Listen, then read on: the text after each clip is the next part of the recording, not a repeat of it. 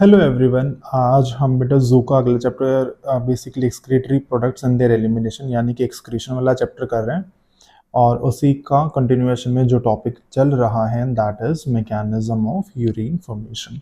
ठीक है, शुरू करते हैं।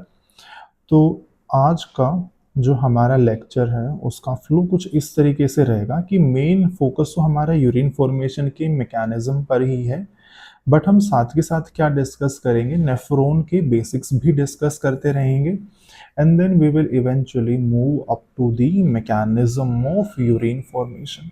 ठीक है, नेफ्रॉन का सबको पता है स्ट्रक्चरल और फंक्शनल यूनिट है, so it is structural and functional unit of kidney. और बेटा हर किडनी में लगभग 1 मिलियन नेफ्रॉन प्रेजेंट होता है और यही वो नेफ्रॉन होते हैं जो बेसिकली फिल्ट्रेशन का काम करता है।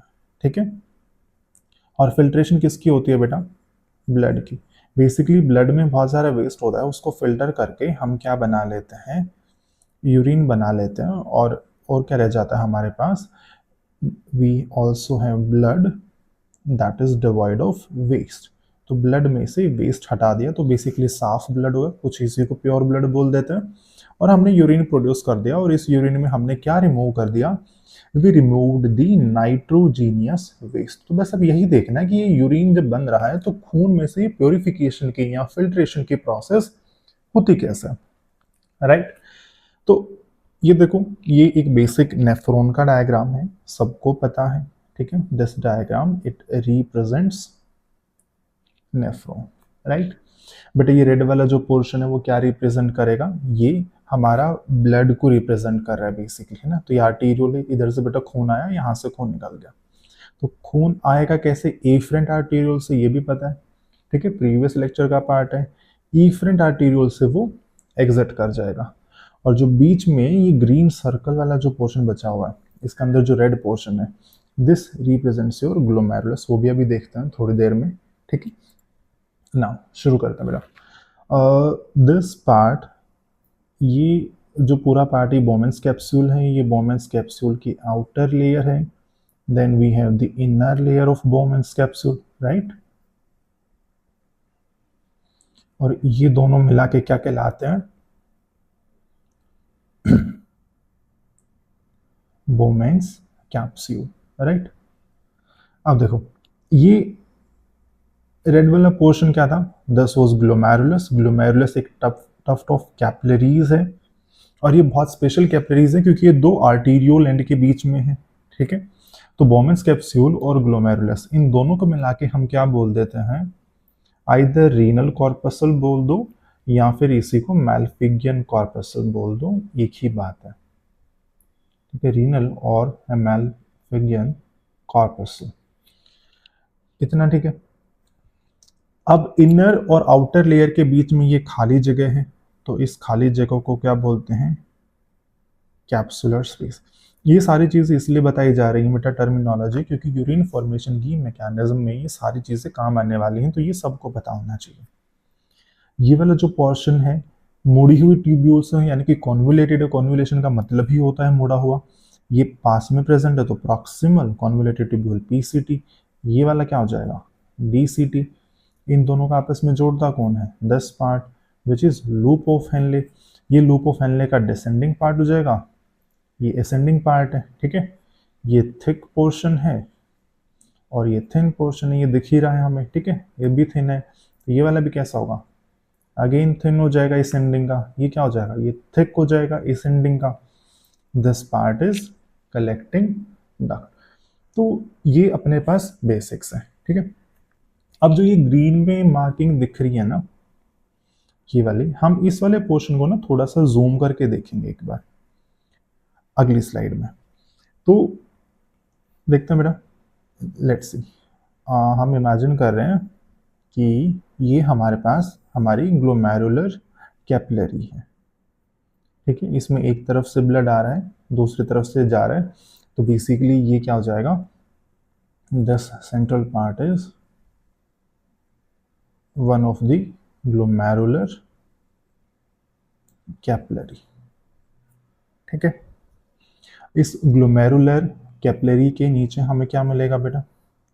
ऐसे बोमेंस कैप्सूल मिलने वाला है। ओके, ये तो हमने पिछली बार भी देख लिया था, ठीक है, कि ये वाला पोर्शन कौन सा था, इनर लेयर थी बोमेंस कैप्सूल की। देन हमारे पास ये आउटर लेयर है, और बेटा यहाँ से कौन सा पार्ट शुरू हो जाएगा, पीसीटी वाला, ठीक है। बट इसके बीच में ना एक लेयर और होती है, यहाँ पर ऐसे ये ग्रीन वाली लेयर, ठीक है, जो ये से ग्रीन क्रियॉन दिख रहा है, ये ग्रीन वाली लेयर, तो हमारे पास ये लेयर। अब इनके बारे में एक एक करके पढ़ते हैं एक बार। हम पहले देख रहे हैं कि ये ग्लोमेरुलर कैपिलरी, तो बेटा कैपिलरी या ब्लड सेल जो नॉर्मली यहाँ पर कैपिलरी के जो सेल्स हैं वो एंडोथीलियल लेयर से बने हुए होते हैं, ये ग्लोमेरुलस वाली लेयर है, तो हम इसको क्या बोल देंगे, दिस इज ग्लोमेरुलर एंडोथीलियल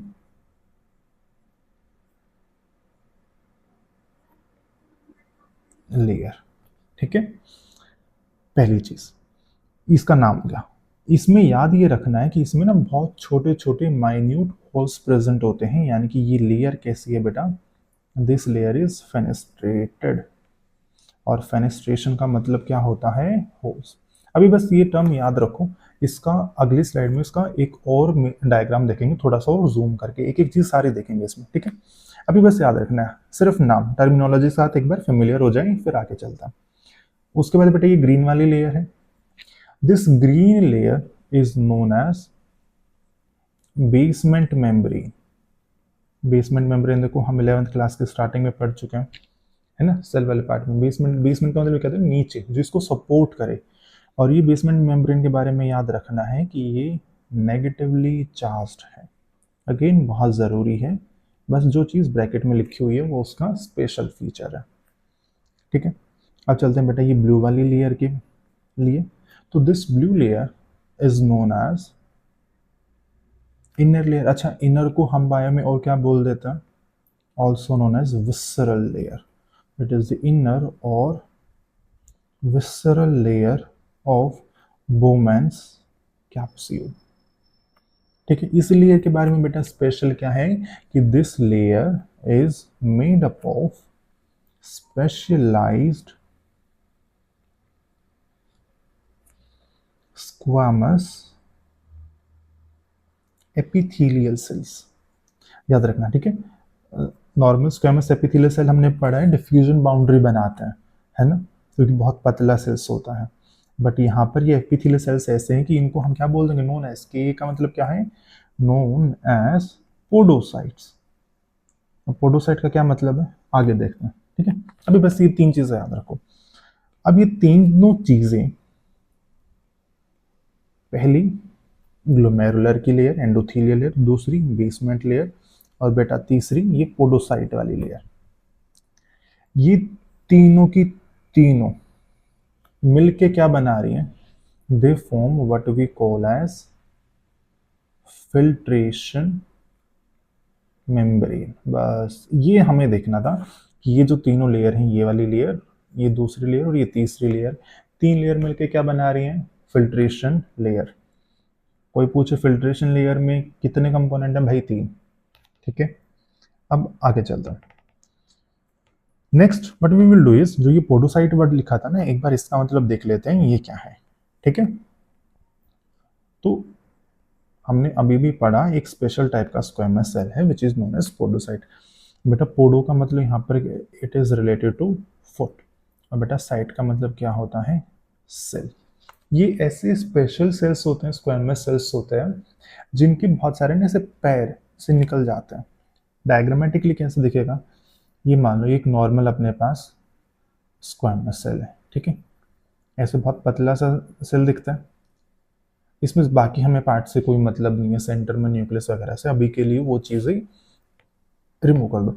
इसी के जो ये सेल मेम्ब्रेन है ना, इसमें से ऐसे प्रोसेस निकल जाते हैं, यानी कि एक्सटेंशन निकल जाते हैं बाहर की तरफ, ये देखिए निकल गया, इधर ये निकल, जैसे स्टारफिश के नहीं हाथ पैर निकल जाता है, काइंड ऑफ वैसे से, ठीक है, तो इधर और निकल गया। तो ये सेल है, इस सेल के सेंटर में इधर क्या होगा बेटा, ये न्यूक्लियस वाला पोर्शन हो जाएगा, ठीक है।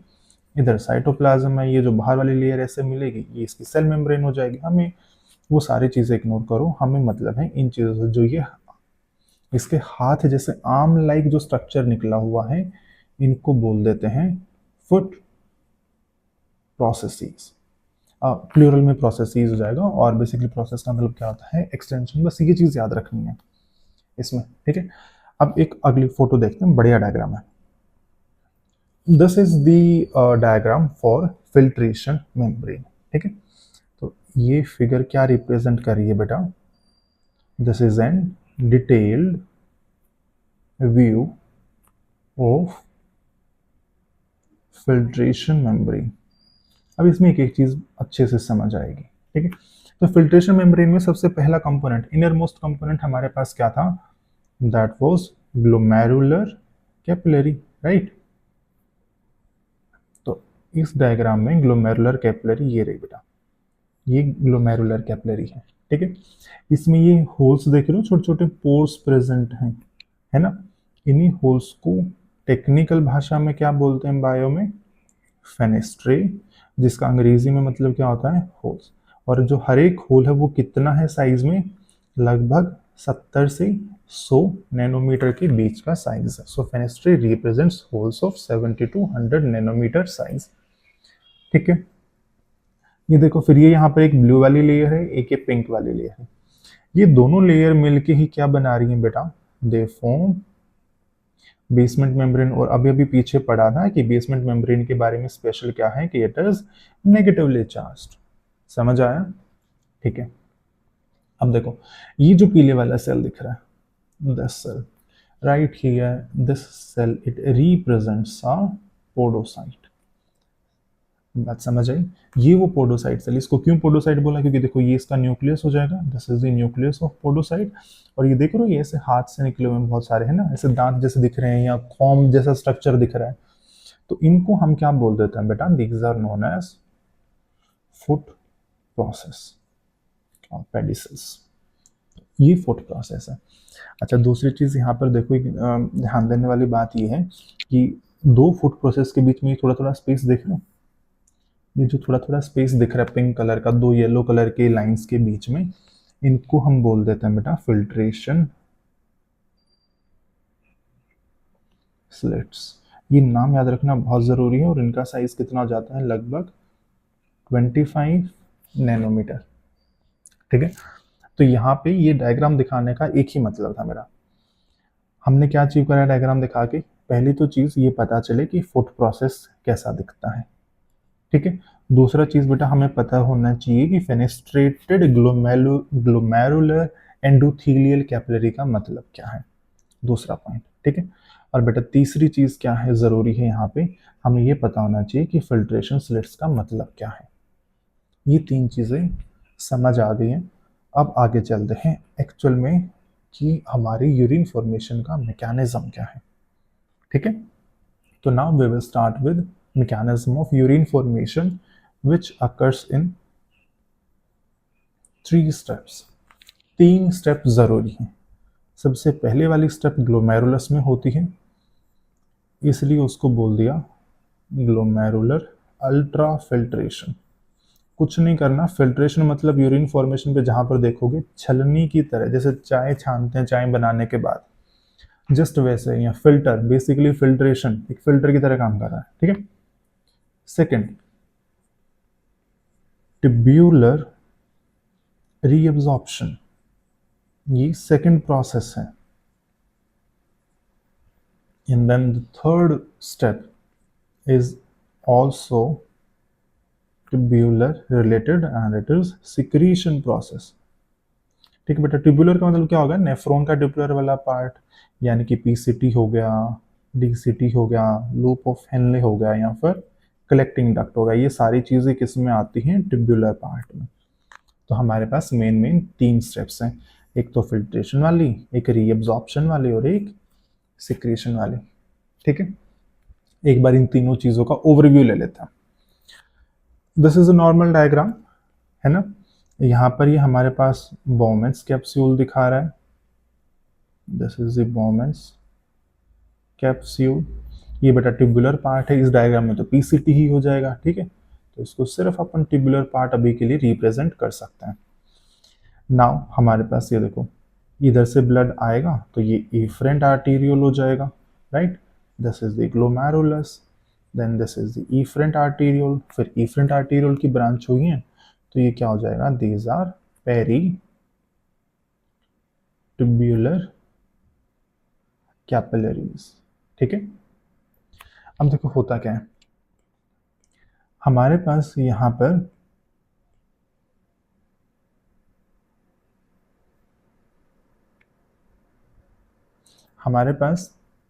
यहां पर सबसे पहली स्टेप में ग्लोमेरुलस से चीजें फिल्टर होकर इस कैप्सुलर स्पेस में आएंगी। This is the process number 1 which is filtration. फिर दूसरी चीज में यहाँ पे क्या होगा बेटा, इधर फिल्ट्रेट बहुत सारे इकट्ठा हो गया, हमें लगता है कि इसमें कोई यूजफुल चीजें हैं, तो वो यूजफुल चीजें हम वापस खून में ले आते हैं, फिल्ट्रेट से खून में, तो वो वाली चीज कौन सी होगी, सेकंड रीअब्जॉर्प्शन। तो इसमें हमने क्या करा, यूजफुल चीजों को वापस उठा लिया। देन हमारे पास एक प्रोसेस होती है जिसमें हमें लगता है कि खून में अभी भी कुछ वेस्ट बचा हुआ, वो हम वापस उस फिल्ट्रेट में डाल देते हैं, जो फ्यूचर में इधर जाके क्या बनाएगा, यूरिन बनाएगा। तो दिस इज फ्यूचर यूरिन। तो वेस्ट चीज़ों को हमने और ज़्यादा सिक्रीट आउट कर दिया, तो ये थर्ड स्टेप क्या हो जाएगी, ट्यूब्यूलर सिक्रीशन। ये वाली चीज़ें याद रखनी है। ठीक है, अगर अभी भी ये सेंस नहीं बना रहा तो कोई बात नहीं, एक एक करके आगे चलते हैं, हर एक स्टेप समझ आ जाएगी। Now we will start with the main theory, that is step 1 glomerular ultrafiltration। ठीक है, तो देखो फिल्ट्रेशन का मतलब तो सबको पता, भाई अल्ट्रा का मतलब क्या हो गया, तो अल्ट्रा का मतलब क्या होता है कि एवरीथिंग, सब कुछ फिल्टर हो जाता है, कुछ बचता ही नहीं। ठीक है, everything except proteins are filtered from plasma. ठीक है, यहाँ पर देखो हम टर्म प्लाज्मा यूज कर रहे हैं बेटा, ब्लड यूज नहीं कर रहे। तो होता क्या है कि ब्लड की प्लाज्मा में से प्रोटीन को छोड़ के सारी चीजें हमने फिल्टर कर दी, पहली चीज। दूसरी चीज, ये प्रोसेस कैसी है, ये एक नॉन सेलेक्टिव प्रोसेस है, ये नहीं देखेगी कि ये ग्लूकोज है, इसको फिल्टर करना है कि नहीं करना, अमीनो एसिड को फिल्टर करना है कि नहीं करना, कोई छोटी मोटी आयन है उसको फिल्टर करना है कि नहीं करना, भाई ये एक सारी चीजों को फिल्टर कर देगी जो ये कर सकती है। दूसरी चीज, इस फिल्ट्रेशन में कोई एनर्जी खर्च नहीं होती, कोई एटीपी यूज नहीं होता, तो प्रोसेस कैसी होगा, पैसिव प्रोसेस होगा। ठीक है, अब देखो फिल्ट्रेशन मेम्ब्रेन के तीनों कंपोनेंट हमें याद है, right. Here we have, let's suppose this is the FM और आवर फिल्ट्रेशन मेम्ब्रेन। इधर फिल्ट्रेशन मेम्ब्रेन में खून होगा, इसके ऊपर ग्लोमेरुलस में, उस खून में से हमने क्या माइनस कर दिया, सेल्स, यानी कि फॉर्म्ड एलिमेंट्स अगर हमने माइनस कर दिए तो बेटा इधर क्या बचेगा, ये प्लाज्मा ही तो बचा है ना। अगर ये फिल्ट्रेशन मेम्ब्रेन को और थोड़ा सा इधर एक्सटेंड कर लेता, इधर प्लाज्मा बचा ऊपर ग्लोमेरुलस में, ये plasma as it is filter होके नीचे आ जाती है, बस इसमें प्रोटीन नहीं आते, तो यहाँ पर नीचे क्या इकट्ठा हो जाएगा बेटा, फिल्ट्रेट इकट्ठा हो जाएगा छनने के बाद। तो this filtrate is simply protein less plasma और प्लाज्मा माइनस प्रोटीन्स। ठीक है, और ये फिल्ट्रेट बेटा कहाँ से आया है, ग्लोमेरुलस से आया है, इसीलिए हम इसको क्या बोल देते हैं, पूरा नाम इसका हो जाएगा ग्लोमेरुलर फिल्ट्रेट। इतना समझ आया। ठीक है, अब दो क्वेश्चन आते हैं अपने पास कि फॉर्म्ड एलिमेंट, पहला क्वेश्चन कि फॉर्म्ड एलिमेंट क्यों नहीं फिल्टर हुआ। तो बेटा बात यह कि फॉर्म्ड एलिमेंट में ब्लड सेल्स आते हैं, इनका साइज बहुत बड़ा है, ये इनका इतना बड़ा साइज है कि ये फेनेस्ट्री एंडोथेलियल में लेयर में से आरबीसी, डब्ल्यूबीसी या प्लेटलेट्स नहीं निकल पाते, पहला चीज। दूसरा चीज कि ये प्रोटीन क्यों फिल्टर हुआ है ना, कि ये क्यों नहीं फिल्टर हुआ, ये क्यों ही फिल्ट्रेशन मेम्ब्रेन के ऊपर रह गया। तो this filtration of protein is prevented by basement membrane. So what is important is that basement membrane, which is negatively charged, prevents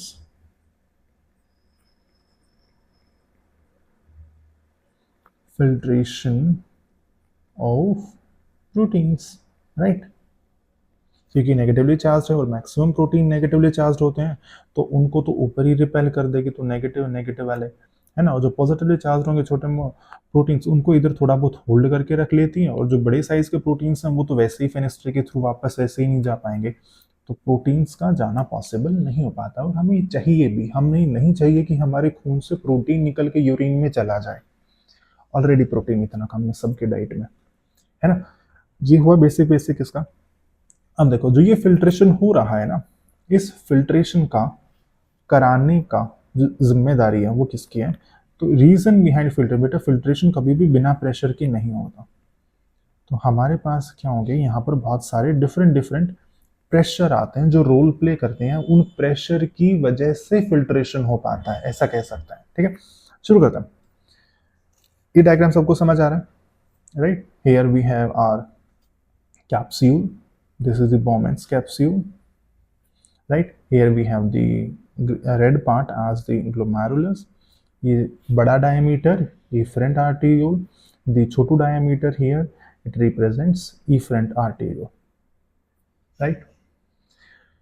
Now देखो, यहाँ पर खून है ना, इस ब्लड में कुछ प्रोटीन्स हैं, और वो प्रोटीन क्या करते हैं, लेट्स से जैसे प्रोटीन, वो प्रोटीन के चारों तरफ क्या करेंगे बेटा, वो कुछ पानी को ना होल्ड करके रखते हैं। क्योंकि अभी अभी बताया था, मान लो ये कोई भी प्रोटीन है और पानी है, ये इनके बीच में बॉन्डिंग होती है, हाइड्रोजन बॉन्डिंग, और इसके सरफेस के ऊपर ऐसे पानी चिपक जाता है।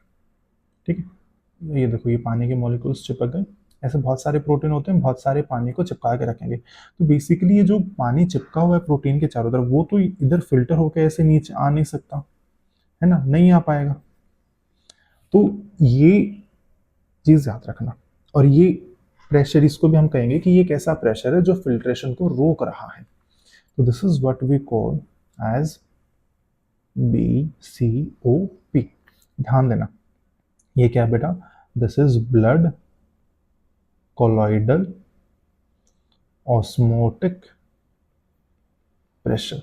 ये ऐसा प्रेशर है विच इज एक्सर्टेड, किसकी वजह से हो रहा है? It is due to proteins of blood. और ये प्रोटीन्स क्या कर रहे हैं?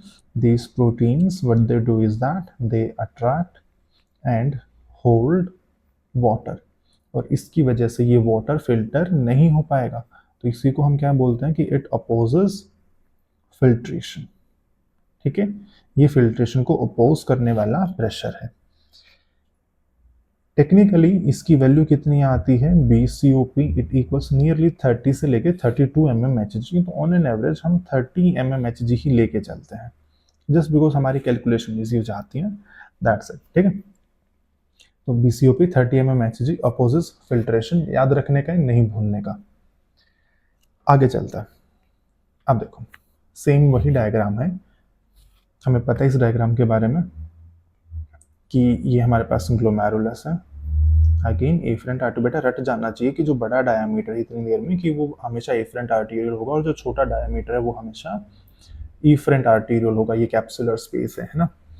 यहाँ पर खून आया, अब सोच के देखो, ब्लड आ तो ज़्यादा अमाउंट में रहा, बड़े डायमीटर से बहुत ज़्यादा वॉल्यूम आ रही है ब्लड की, और ब्लड जा कम रहा है, तो वो ब्लड कुछ देर यहाँ रुकेगा ना बच्चे। ठीक है, तो वो खून यहाँ रुक के देन ऊपर जाएगा। तो वो खून यहाँ पे जब रुकेगा, जब ज्यादा खून आ रहा है, जा कम रहा है, तो इस एरिया में सर्टेनली एक प्रेशर और लगता है, that is what we call as GHP। ठीक है, इसका मतलब क्या हो गया बेटा? इट रिप्रेजेंट्स ग्लोमेरुलर, यानी कि ग्लोमेरुलस के अंदर हाइड्रोस्टैटिक प्रेशर GHP। और इसमें देखो अभी दो वर्ड हैं, हाइड्रो एंड स्टैटिक। बेटा हाइड्रो का मतलब क्या हो गया? लिक्विड, पानी बेसिकली, और यहाँ पर हम उसका मतलब क्या लेके चल रहे हैं? खून। और स्टैटिक का मतलब क्या होता है बेटा? रुक जाना, स्टे होना। ठीक है, एक जगह पे रुक जाना। तो हल्की से एक टाइम के लिए यहाँ पर वो खून जो एक्स्ट्रा आया था वो रुक जाता है, उसकी वजह से क्या होता है? प्रेशर अप्लाई होता है ना। तो this glomerular hydrostatic pressure it is exerted due to blood in glomerulus. और देखो हमारा खून भी ब्लड लगातार पंप करता जा रहा है ना, तो वो भी एक प्रेशर अप्लाई कर रहा है।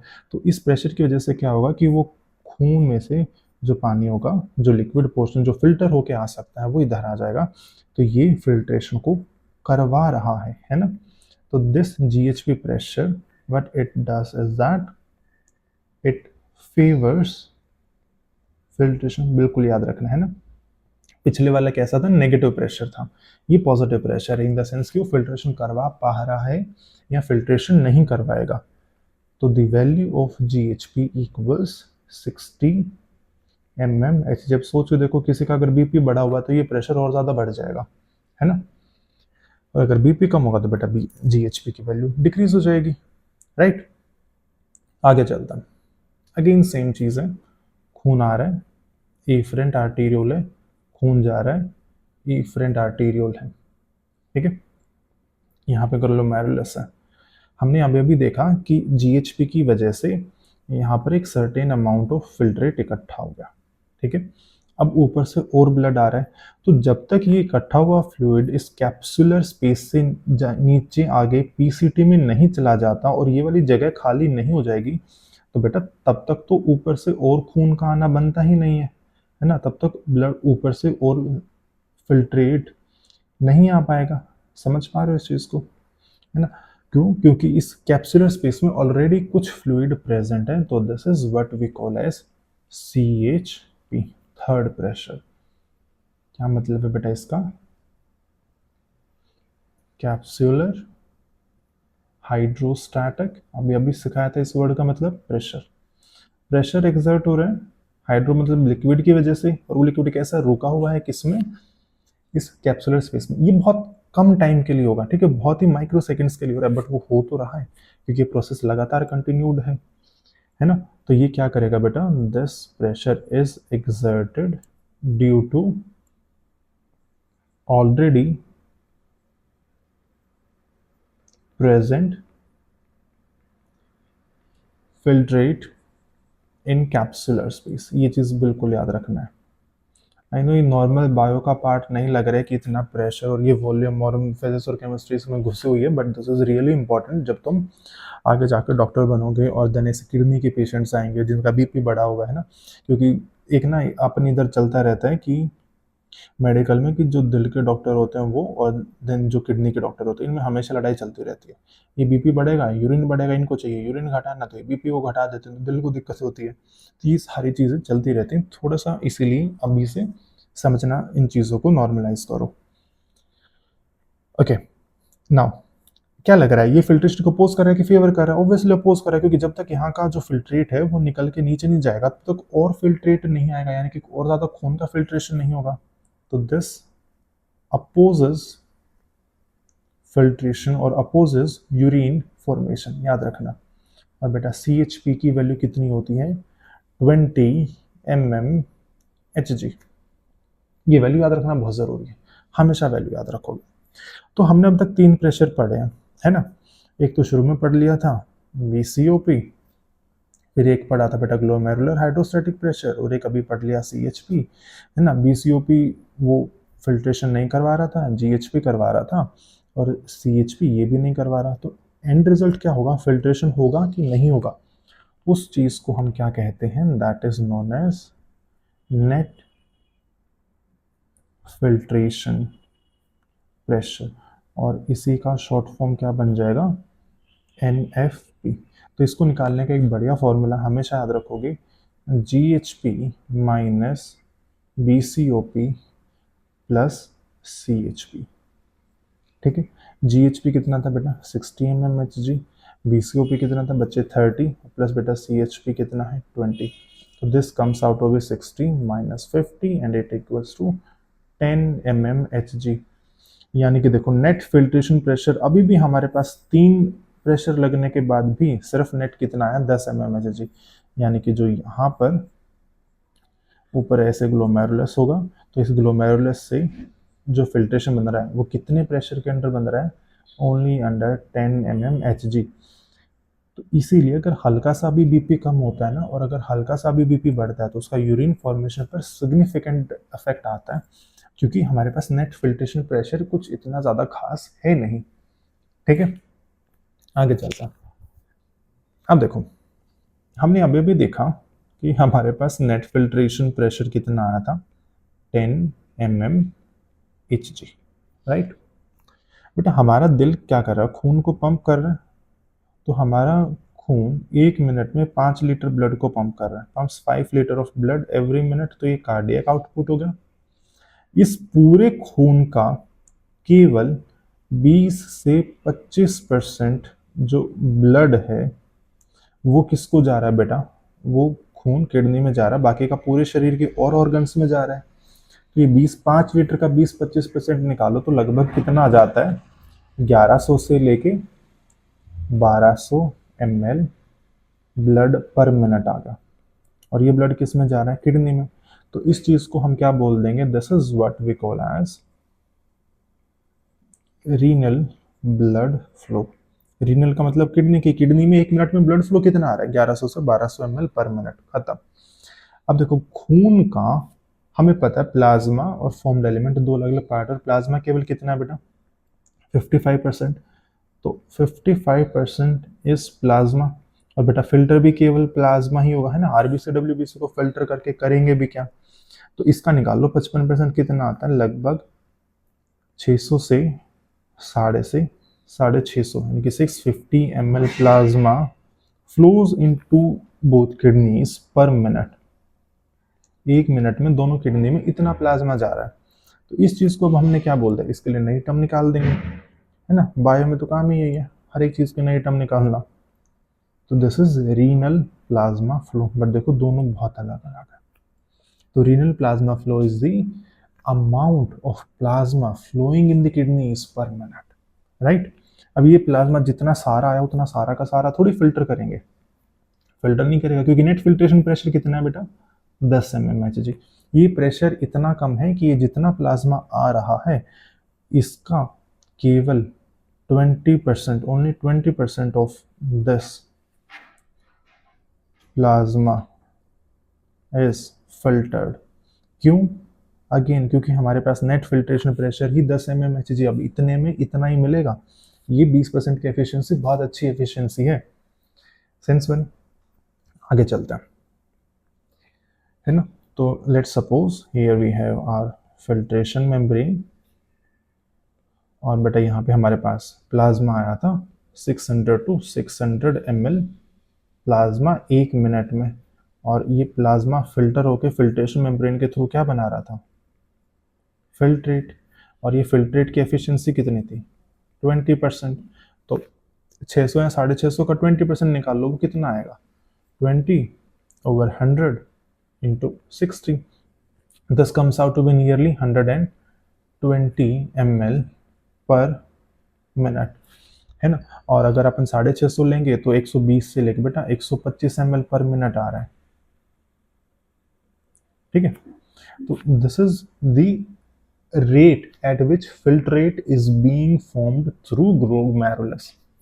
तो इसको हमने क्या बोल दिया बेटा, अब इसको एक और नई टर्म दे देंगे बस, this is glomerular filtrate rate, यही है वो जीएफआर, और इसी के ऊपर बहुत सारे क्वेश्चन आते हैं। तो दिस इज एक्सट्रीमली इंपॉर्टेंट, ये जरूर याद होना चाहिए, ठीक है। तो दिस इज जीएफआर।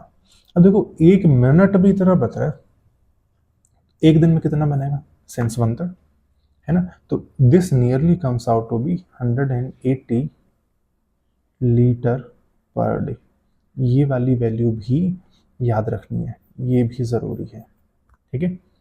अब इतना तो हम यूरिन नहीं बनाते हैं, तो इस 180 लीटर में से नॉर्मल यूरिन आउटपुट अपना कितना आता है एक दिन का, urine output per day equals nearly 1 से लेके बेटा 1.5 लीटर पर डे आता है। यानी कि इस फ्लूइड बना तो 180 लीटर था, इसका 99% कहाँ गया, तो वो हम देखते हैं आगे। बट उससे पहले एक क्वेश्चन जो नॉर्मली पूछा जाता है कुछ इस टाइप से, कि which of the following defines the net filtration pressure और एनएफपी। अभी अभी पढ़ा था कि हमने एनएफपी का फॉर्मूला, कि NFP equals to GHP minus BCOP plus CHP, इस तरीके के क्वेश्चन आते हैं। कई बार तुम्हें इनकी वैल्यू बदल के दे देगा, तीनों वैल्यू दे देगा, कह देगा एनएफपी निकालो, कई बार डायरेक्ट फॉर्मूला पूछ लेगा। तो शुरू में तो बेटा बीसीओपी में से माइनस करोगे कुछ नहीं बचेगा, है ना। बीसीओपी खुद ही 30 है, इसकी वैल्यू 60 थी, इसकी 20 थी, दूसरे वाला ठीक है, ये गलत है कॉम्बिनेशन और ये भी कॉम्बिनेशन गलत है, तो इसका सही आंसर क्या जाएगा? Option number 2। अब देखो, selective reabsorption, this is where the magic happens. ये जरूरी चीज है।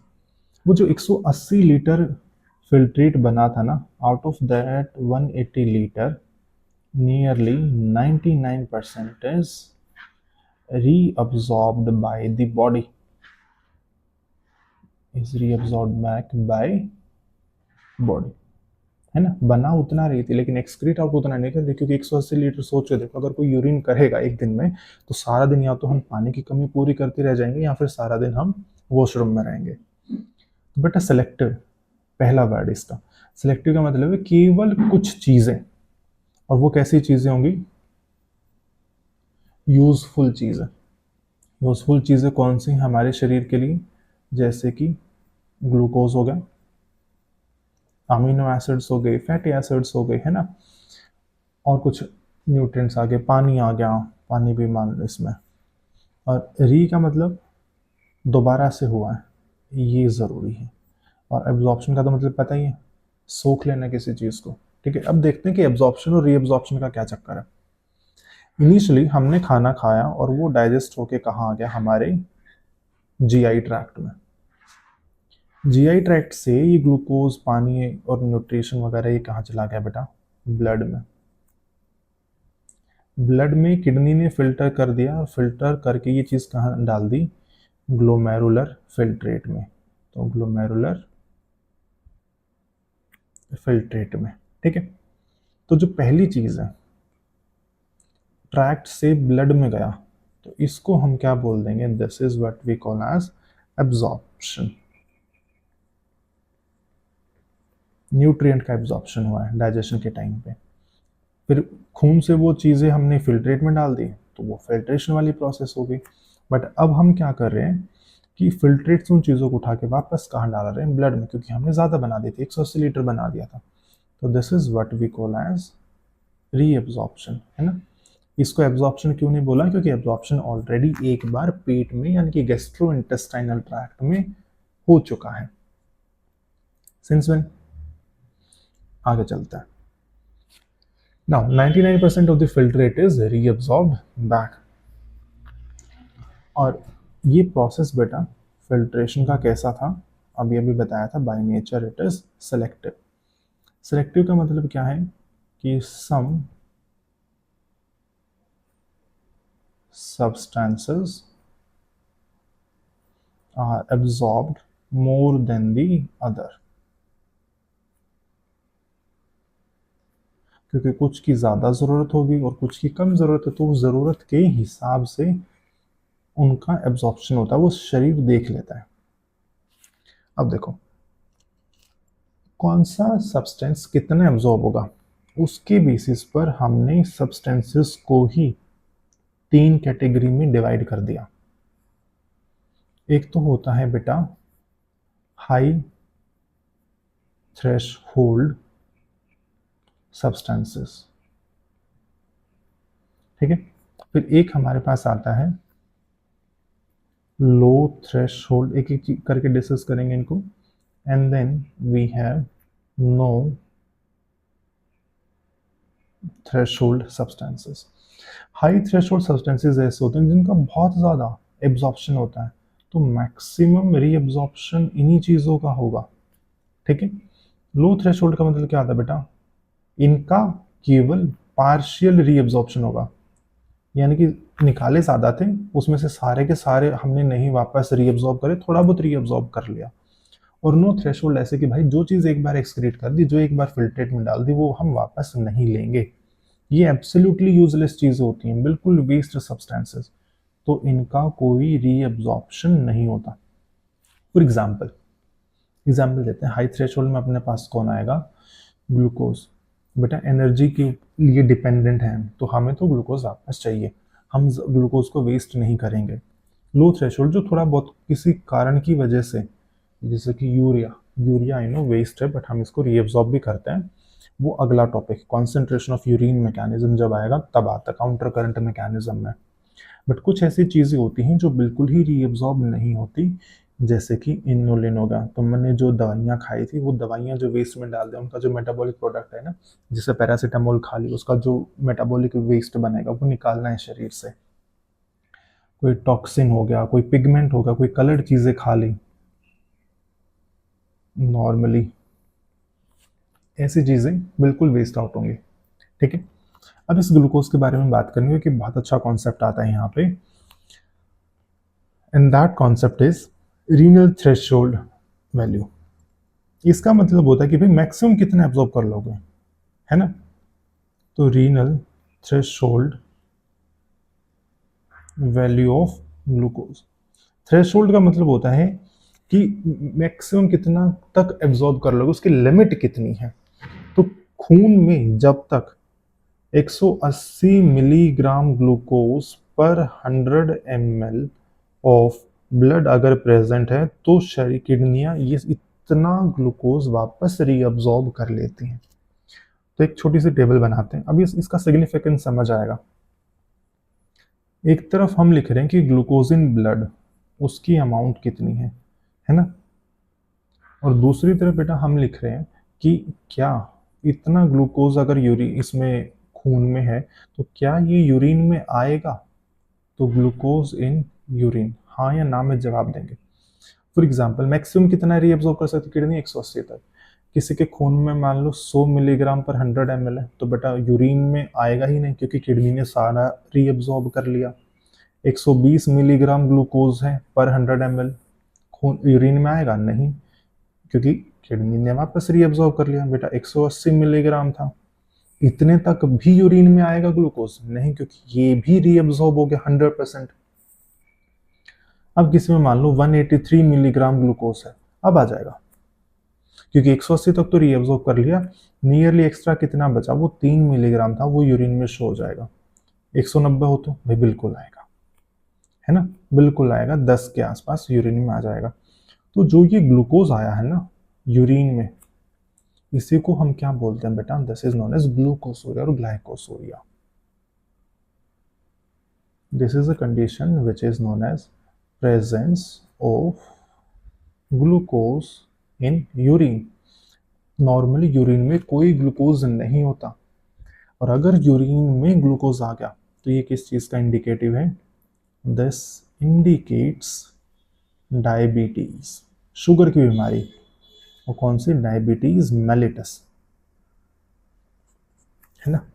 तो ये चीजें हैं, ये जरूरी है। तो जब भी किसी को शुगर होती है तो तुमने देखा होगा कुछ लोगों को कंप्लेन करते हुए कि जहां पर वो लोग यूरिन करते हैं, यूरिनेशन के लिए जाते हैं, और अगर उसको क्लीन नहीं करते तो थोड़ी देर के बाद वहां पर चींटी आ जाती है। क्यों, क्योंकि वो जो एंड्स वो किसके ऊपर फीड कर रही हैं, feeding on the glucose which is present in urine. आगे चले, ये इंपॉर्टेंट है, याद रखना। अब हमें ये देखना है कि ये जो रीअब्जॉर्प्शन है वो हो कहाँ रहा है। Next we have to discuss about the site of reabsorption. तो बेटा रीअब्जॉर्प्शन तो पूरा का पूरा टिब्युलर पार्ट में है, इसलिए तो हमने उसका नाम ही दिया है टिब्युलर रीअब्जॉर्प्शन, यानी कि पीसीटी में होगा, लूप ऑफ हेनले में होगा, डीसीटी में होगा, सब में होगा। बट किसका कहाँ पर होगा वो देखना है। ठीक है, तो first we will start with PCT. PCT का मतलब क्या है, प्रॉक्सिमल कॉन्वोल्यूटेड टिब्यूल। कॉन्वोल्यूटेड का मतलब क्या बताया था बेटा, मुड़ा हुआ। ठीक है, इसके बारे में सबसे पहली चीज याद रखोगे कि ये मैक्सिमम रीअब्जॉर्प्शन यही होगा। तो this is the site of maximum reabsorption. कई बार इसको सीट ऑफ मैक्सिमम रीअब्जॉर्प्शन बोल देते हैं, कई बार इसको थ्रोन ऑफ मैक्सिमम रीअब्जॉर्प्शन बोल देते हैं। कि जो टोटल फिल्ट्रेट था उसमें से 99% रीअब्जॉर्प्शन हो रहा है, उस 99% रीअब्जॉर्प्शन में से 80 से 85% तो रीअब्जॉर्प्शन पीसीटी में ही हो गया। क्यों हो गया, उसका कारण क्या है, रीजन क्या होगा कि इस पीसीटी में जितने भी सेल्स होते हैं ये किससे बनी हुई होती है, the PCT is lined with or it is made up of good brush bordered cuboidal epithelial cells। ये चीज़ याद रखनी है, ठीक है। एपिथेलियल सेल्स, ये सेल्स कुछ इस तरीके से दिखते हैं बेटा, क्यूब लाइक सेल्स होंगे, और इनके ऊपर ये क्या देखने को मिलेगी, माइक्रोवेलाई। और ये माइक्रोवेलाई ही क्या कहला रही है, ब्रश बॉर्डर्ड। और ये क्या करती है, that it increases surface area for absorption. अब सरफेस एरिया ही इतना ज़्यादा है एब्जॉर्प्शन का, तो यहाँ पर मैक्सिमम एब्जॉर्प्शन होगा, ठीक है। किन किन चीज़ों का रीएब्जॉर्प्शन होता है बेटा पीसीटी में, तो सबसे पहले तो पीसीटी में रीएब्जॉर्प्शन होता है 100% ग्लूकोज। जितना ग्लूकोज है सारा रीएब्जॉर्ब हो जाएगा, लेकिन 100% ग्लूकोज की बेटा लिमिट क्या है, वो थ्रेशोल्ड वैल्यू क्या थी, 180 मिलीग्राम ऑफ ग्लूकोज पर 100 ml ऑफ ब्लड, ठीक है। अच्छा, और क्या रीएब्जॉर्ब होगा बेटा, 100% अमीनो एसिड्स। नॉर्मली हमारी बॉडी सारे अमीनो एसिड्स को उठा लेती है, और इन दोनों चीज़ों का जो रीअब्जॉर्प्शन है वो कैसी प्रोसेस के थ्रू होता है, वाया एक्टिव प्रोसेस, यानी कि जिसमें हमारा शरीर एटीपी खर्च करता है। और क्या रीअब्जॉर्ब होगा यहाँ पर, 70 to 75% of sodium is also reabsorbed at this site. ये भी कैसा होगा बेटा, एक्टिव, यानी कि एटीपी की एनर्जी यूटिलाइज हो गई। और क्या रीअब्जॉर्प्शन होगा पीसीटी में, अब इतना Na आया तो इतना ही क्या आएगा, chloride, 70 to 75% of chloride, some amount of bicarbonate और HCO3, and 80% of total water absorption, कि जितना पानी रीअब्जॉर्ब होना था उसका 80% पानी ही कहाँ रीअब्जॉर्ब हो गया, पीसीटी में। और ये सारी चीज़ें कैसे हैं, पैसिव एब्जॉर्प्शन, पैसिवली रीअब्जॉर्ब्ड। तो हम बता सकते हैं कि पीसीटी में जो रीअब्जॉर्प्शन हुआ है वो एक्टिव भी होगा और वो पैसिव भी होगा। कुछ चीज़ों का एक्टिव होता है, कुछ चीज़ों का पैसिव होता है। यहाँ पर दोनों चीज़ें याद रखनी ज़रूरी है कि किसका एक्टिव होगा और किसका passive, right. Now next we have loop of Henle, LOH। तो सिंपली ऐसे बना देते हैं, इसमें थिक और थिन पार्ट में अभी डिफ्रेंशिएट नहीं कर रहे हैं, बट नॉर्मली ये चीज़ याद रखना कि जो थिक पार्ट है उसमें रीअब्जॉर्प्शन नहीं होता है, और जो थिन पार्ट है उसमें रीअब्जॉर्प्शन होगा। क्यों बेटा, क्योंकि थिक पार्ट में क्या है, यहाँ पर सिंपल क्यूबॉइडल एपिथेलियल सेल्स हैं, कोई माइक्रोविलाई नहीं है, तो रीअब्जॉर्प्शन उतना नहीं होता। थिन पार्ट किसका बना हुआ बेटा, ये स्क्वैमस एपिथेलिया का बना हुआ है, तो यहाँ पर तो डिफ्यूजन और ऑस्मोसिस बहुत इजीली हो जाता है थिन पार्ट में, बस ये याद रखना है। ये फिल्ट्रेट की डायरेक्शन है नीचे, यहाँ फिल्ट्रेट ऊपर जाएगा, तो बेटा ये वाला पार्ट क्या हो जाएगा, this is the descending limb of loop of Henley, और ये वाला पार्ट क्या हो जाएगा, this is ascending limb of Henle. जो चीज़ याद रखोगे वो ये कि डिसेंडिंग लिम्ब सिर्फ और सिर्फ किसके लिए परमिएबल है, पानी के लिए, सिर्फ पानी यहाँ से आएगा और कुछ नहीं आएगा। असेंडिंग लिम्ब के थ्रू पानी कभी भी नहीं आएगा, पानी के लिए इम्परमिएबल है, लेकिन सोडियम पोटेशियम थोड़ा बहुत सोल्ट ज़रूर आ जाते हैं, ठीक है, ये चीज़। अब जैसे हमने पीछे पढ़ा था कि मैक्सिमम रीअब्जॉर्प्शन होता है पीसीटी में, वैसे यहाँ पर एक टर्म आती है बेटा, that is site of minimum reabsorption. Maximum तो बता दिया, अब अगर कोई पूछे कि मिनिमम कहाँ होगा, तो वो होगा बेटा ascending limb of loop of Henley, क्योंकि ascending limb का मेजॉरिटी ऑफ द पार्ट किसका बना हुआ होता है, थिक का, और डिसेंडिंग लिम्ब मेनली किसकी बनी हुई होती है, थिन पार्ट की। तो ऑब्वियसली अब इसमें थिन पार्ट ज़्यादा है तो ज़्यादा रीअब्जॉर्प्शन होगा compare to the ascending limb, ठीक है। आगे चलता, next we have is DCT or the distal convoluted tubule. This is famous for one thing, and that is conditional reabsorption। यानी कि रीअब्जॉर्प्शन तो होगा बट वो कंडीशनल है ना। अब देखो कंडीशनल का मतलब क्या होगा कि कोई ना कोई तो कंडीशन जरूर होगी, और बायो में यहाँ पर हमारा कंडीशन से मतलब क्या है, प्रेजेंस ऑफ स्पेसिफिक हार्मोन। अगर कोई हार्मोन प्रेजेंट है तो ही रीअब्जॉर्प्शन होगा, अदरवाइज रीअब्जॉर्प्शन नहीं होगा। तो अब इस चीज को देखो, मजे की बात यह है कि हर एक हार्मोन की वजह से किसी एक डिफरेंट चीज का रीअब्जॉर्प्शन होगा। तो हम एक तरफ लिख लेते हैं हार्मोन कौन सा है, और हम दूसरी तरफ लिख लेते हैं कि उसकी वजह से कौन से सब्सटेंस का रीअब्जॉर्प्शन होगा। तो बहुत सारे केसेस बनेंगे, है ना, क्योंकि क्या पता कितने ही हार्मोन है, बट हमारे सिलेबस में दो हैं, हमें मेन दो ही याद रखने हैं, वो दो ही प्रिंसिपल हैं, मेन वही है। तो सबसे पहला हार्मोन वो है बेटा वेसोप्रेसिन, और इसी को हम क्या बोल देते हैं, एडीएच। एडीएच का मतलब एंटी, यानी कि अगेंस्ट काम करेगा, किसके, डी का मतलब डायूरेटिक। बेटा डायूरेटिक का मतलब होता है खून, यूरिन में बहुत ज़्यादा पानी का निकल जाना, तो ये यूरिन में बहुत ज़्यादा पानी के लॉस को प्रिवेंट करेगा। और एच का मतलब हार्मोन, है ना। तो ये क्या कर रहा है कि it prevents water loss in urine, और यूरिन में जब पानी का लॉस हो जाता है तो इसी को हम क्या बोल देते हैं, डायूरेसिस। तो इस डायूरेसिस के अगेंस्ट काम करने वाला hormone is anti diuretic hormone. तो what it will do, it will simply reabsorb water from DCT, और बेटा ये साथ के साथ कलेक्टिंग डक्ट पे भी काम करता है, ठीक है। अब अगला हार्मोन हमारे पास, अगला हार्मोन है अल्डोस्टेरोन। ये बढ़िया हार्मोन है, एड्रिनल कॉर्टेक्स से आने वाला हार्मोन है, इसी चैप्टर में आगे जाके पढ़ेंगे।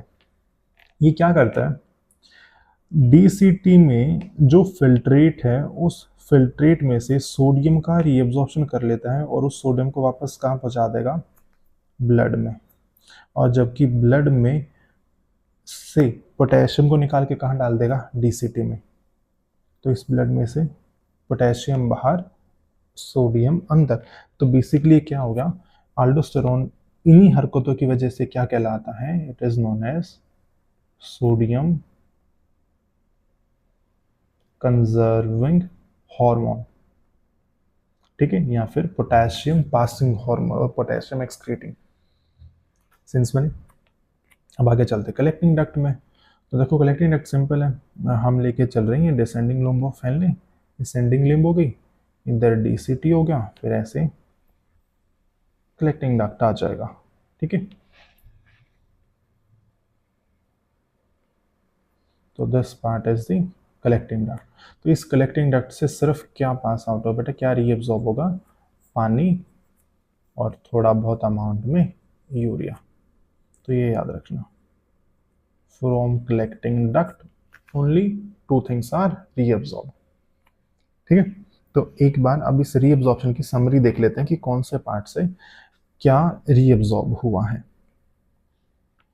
तो let's suppose we have PCT,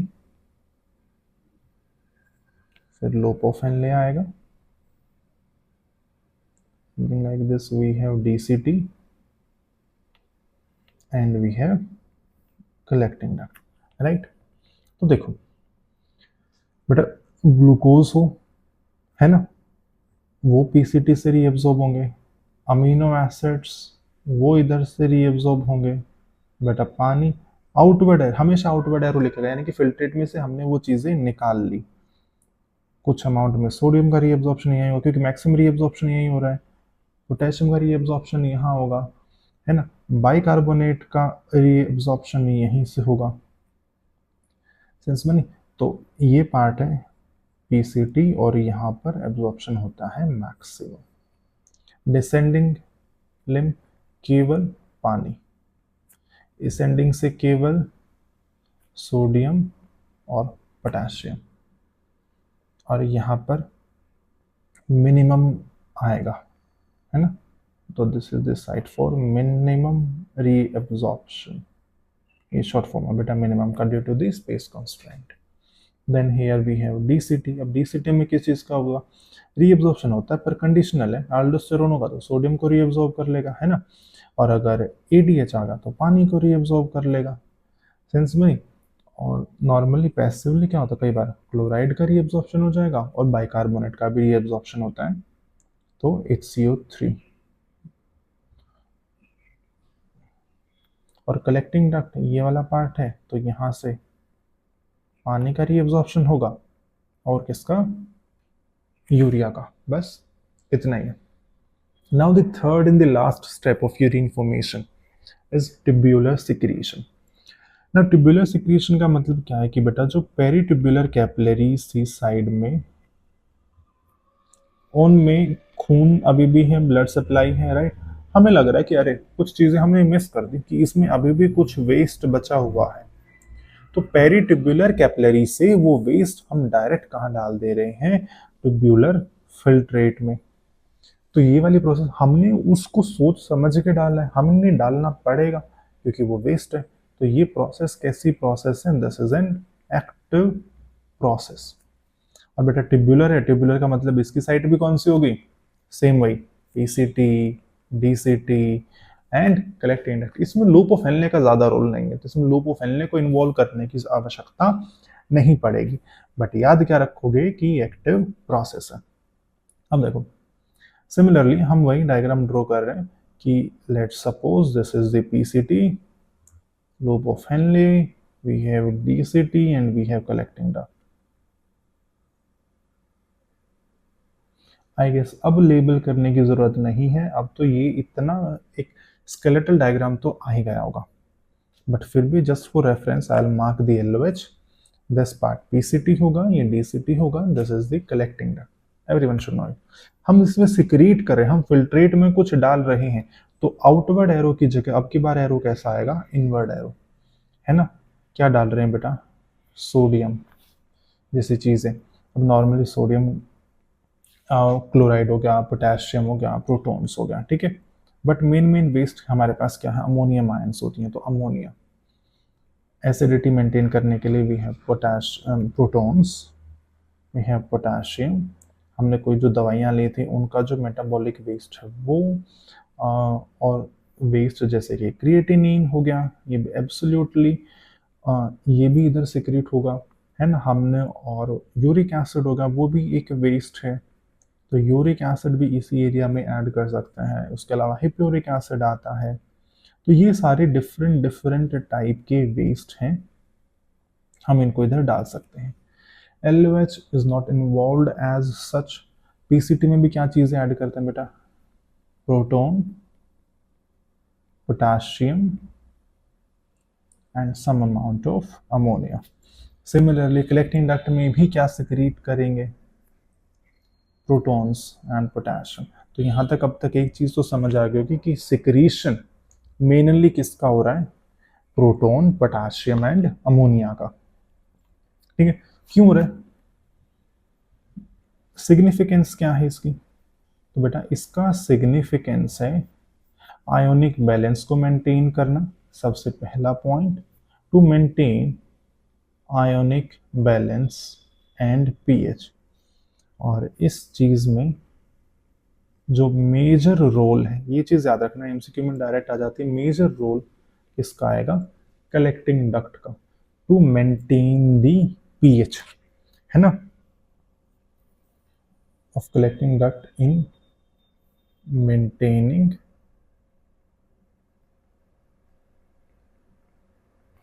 pH, क्योंकि लास्ट साइट एक बार इसमें से अगर फिल्टर निकल गया तो फिर उसमें हमको ज्यादा चेंज नहीं कर पाएंगे।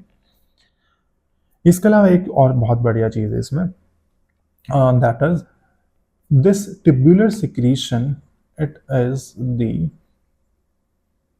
Only mode of excretion in animals जिनमें ग्लोमेरुलस ही नहीं होता, तो एनिमल्स विद एग्लोमेरुलस नेफ्रॉन। ए का मतलब एब्सेंट, ऐसा नेफ्रॉन जिसमें ग्लोमेरुलस ही नहीं है, तो ग्लोमेरुलस लेस नेफ्रॉन। जब ग्लोमेरुलस नहीं होगा तो फिल्ट्रेशन नहीं होगा, फिल्ट्रेशन नहीं होगा तो रीअब्जॉर्प्शन नहीं होगा, यानी कि इनके पास सिर्फ एक रास्ता ही जो बचा यूरिन बनाने का, वेस्ट निकालने का, वो कौन सा बचा, ट्यूब्यूलर सिक्रीशन बचा। ऐसा किस में होता है बेटा, एग्जाम्पल मरीन फिशेस, और एग्जाम्पल जैसे कि डेजर्ट एम्फीबियंस। ठीक है, ये चीज़ें याद रखना। तो ये तीनों स्टेप अब हमारी पूरी हो चुकी हैं। तो समरी ऑफ यूरिन फॉर्मेशन क्या थी, हमने 3 स्टेप पढ़ी थी बेटा। सबसे पहली स्टेप में क्या हुआ था, ग्लोमेरुलर अल्ट्राफिल्ट्रेशन हुआ था, जो कि एक नॉन सेलेक्टिव पैसिव प्रोसेस है। अब इस अल्ट्राफिल्ट्रेशन के लिए प्रेशर रिस्पॉन्सिबल था, तो हमारा नेट फिल्ट्रेशन प्रेशर कितना आया था, that was GHP minus BCOP plus CHP। इसकी वैल्यू 60 थी, इसकी 30 थी, इसकी 20 थी, तो नेट वॉज 10 mmHg। एक तो ये मेन पॉइंट था। दूसरा यहाँ पर था बेटा हमारा GFR आया था। GFR क्या था, वैल्यू 120 ml पर मिनट या 180 लीटर पर डे।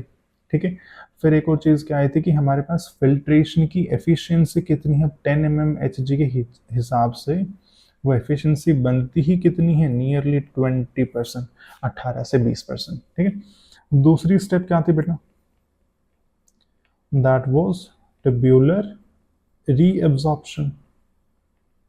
कितना रीएब्जॉर्प्शन हुआ है, 99% of the filtrate.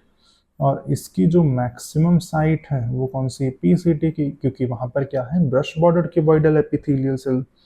And then the third step was the tubular secretion, जो फिल्ट्रेट में हमने और चीज़ें, वेस्ट चीज़ें ऐड करी हैं। तो ये आयोनिक बैलेंस को मेंटेन करता है। मेनली किसका सिक्रेशन हुआ था, पोटेशियम, प्रोटॉन, अमोनिया का। It was required for pH and maintenance of ionic balance of body fluid, that is blood. तो बस यही चीज़ें पढ़ी हैं हमने इस लेक्चर में। तो अब ये लेक्चर कंप्लीट होता है। सो नेक्स्ट हम चलेंगे अगली क्लास में अगला topics. This is all for this lecture. Thank you so much everyone.